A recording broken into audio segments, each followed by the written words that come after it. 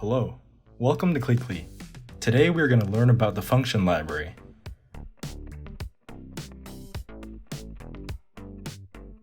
Do you remember this effect?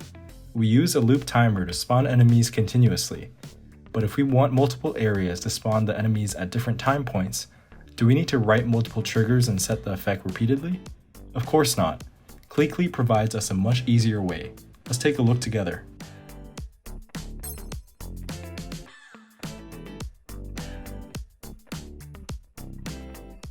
We can convert commonly used trigger statements into functions and save them to the function library to enable easy reuse. For example, John runs a farm. His daily work includes weeding, feeding horses, and cleaning barns. John does the same task every day over and over again. So he invents an automated robot to do all the work for him. From now on, the only thing John needs to do every day is to start the robot. In CliCli, when we edit a function, we need to set function description, parameter, and action. Function description defines how this function will be displayed in ECA selection interface. It includes name and description. Name represents the name of the generated statement. Description is the content and format of the generated trigger statement. Parameter is the variable that needs to be assigned for the generated trigger statement. When we create a parameter, we need to set its name and its type. Parameters are the bridge between the function library and trigger. Return value is a variable that needs to be returned in the generated trigger statements, including name and type. For example, for function y equals x plus 1, we set x equals 1 and return y. Then the return value y equals 2. Action is the action list that will be performed when we call this function. Basically, in function library, we can pack several action commands of a game effect into an original action, which is called a custom function. For example, we designed a function of spawning enemies. Its name and function description are like this. It is displayed in ECA selection interface like this. The parameter, point, and monster here are the function parameters we set in function library. Next, let's see how to use the function library in CliCli. Step 1. Edit trigger components. Select the unit boss and hero Clint. Place them on the map. Draw 3-point regions around the boss. Name them Point A, Point B, and Point C.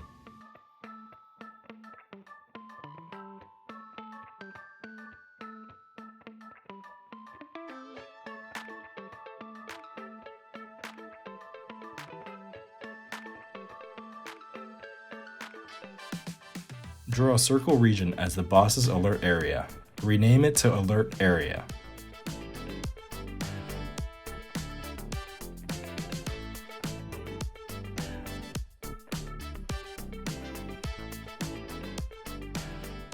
We also need to custom 3 different monsters that will be spawned at 3 different points.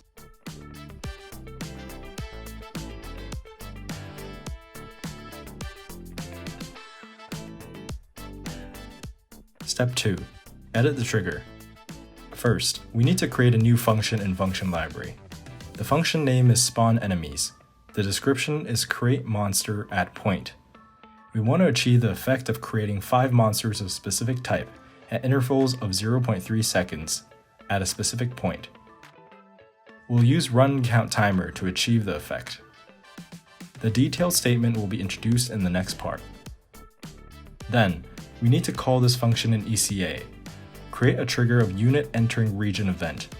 Then, use 3 timers to wait several minutes to spawn enemies at 3 different locations. For the action in each timer, we can use the function we just created in function library directly.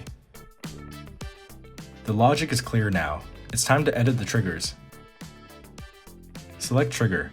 Let's go into the function library. Create a new function. Rename it to spawn enemies. Add a new parameter monster of type unit type.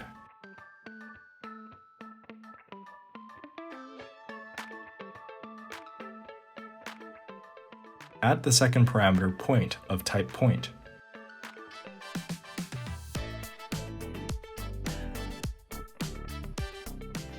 For the function description, we can click on the left Available Parameters to use the parameters we created to form the description. Then, we will need to set these parameters according to specific needs when we call this function in ECA. Set the description to be createParameterMonster at parameter point.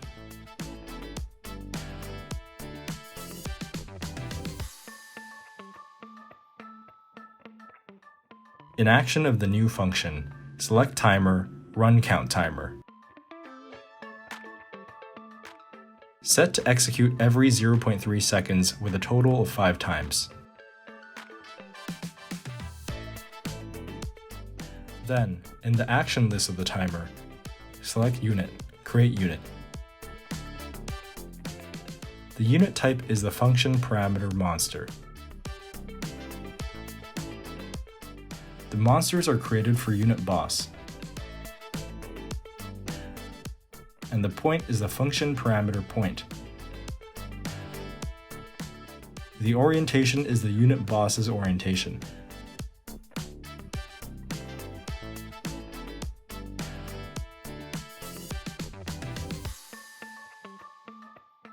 Use the function convert angle to float, then get orientation for unit boss. We can also add an action to issue commands to the monsters. Select Unit, Issue Command. Set Issue Attack Target Unit Clint to last unit created.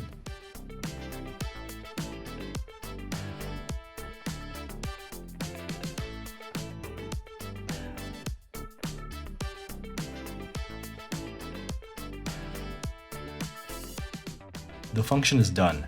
Next, let's create a trigger to call this function. The event is Clint Enter Alert Area.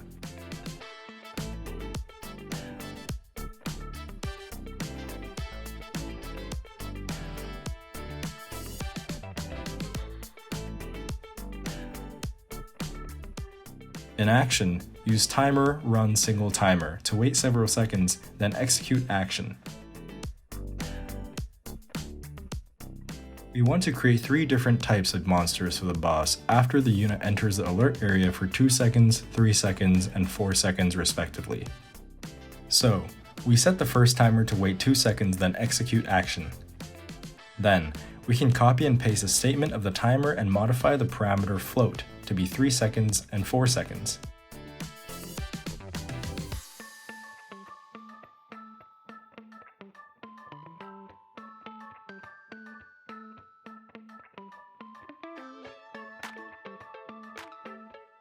Now, we need to set the action of each timer.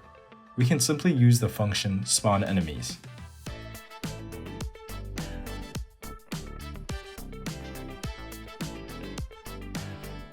Set the unit types and points to be the 3 monsters we customized and the 3-point regions we drew.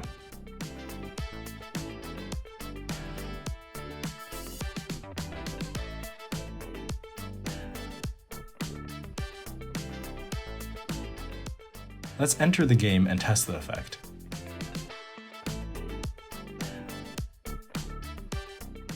In this video, we created a function and used it repeatedly in a single trigger. We can also use it in multiple triggers. It is like a custom action statement. Just click it to select it in action and specify the parameters. The function will take effect. Now, it's time to review what we learned today. We can convert commonly used trigger statements into functions and save them to the function library to enable easy reuse. When we edit a function, we need to set the function, description, parameter, and action.